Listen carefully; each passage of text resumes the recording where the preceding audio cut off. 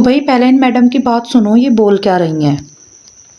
Now we give the orders to arrest बादशाह anywhere he is. घटिया actions करता है, उसके खिलाफ कार्रवाई होने दीजिए।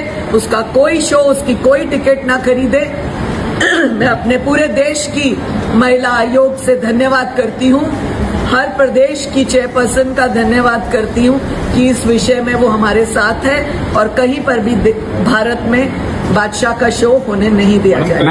हम देखेंगे बादशाह आके क्या क्लियरेंस देता है कि उसका घोड़ी वर्ड क्या है, कौन सी भाषा में हमें बताता है। French, German, Italian, Hindi, Punjabi, English, किसी भाषा में तो समझाए। उसका वो मित्र जो इस तरह से कहता है वो आके समझाए। Now we give the orders to arrest Badshah anywhere he is. Madam आपके ऑर्डर को भी हल्के में लिया क्योंकि सुबह 11 बजे मैडम जी, आप मनीषा जी के केस में कहा थी उस लड़की का रेप हुआ था, वो लड़की अपनी जान गंवा बैठी है, उसकी फैमिली ने इतना कुछ फेस किया, उसकी फैमिली ने, पूरे हरियाणा ने इतनी ज्यादा गुहार लगाई जस्टिस फॉर मनीषा। उस लड़की को अभी तक जस्टिस नहीं मिल पाई है। अब आके तुम बहती गंगा में हाथ धो रहे हो। अच्छी बात है तुमने बादशाह का केस लिया, बहुत अच्छी बात है, आगे तक के लिए रोक लगी है। पर मैम ये भी तो एक मुद्दा है ना कि भाई जब तुम लोगों की सबसे ज्यादा जरूरत थी, जब तो तुम्हारा कोई चेहरा नहीं आया, क्यों नहीं आया?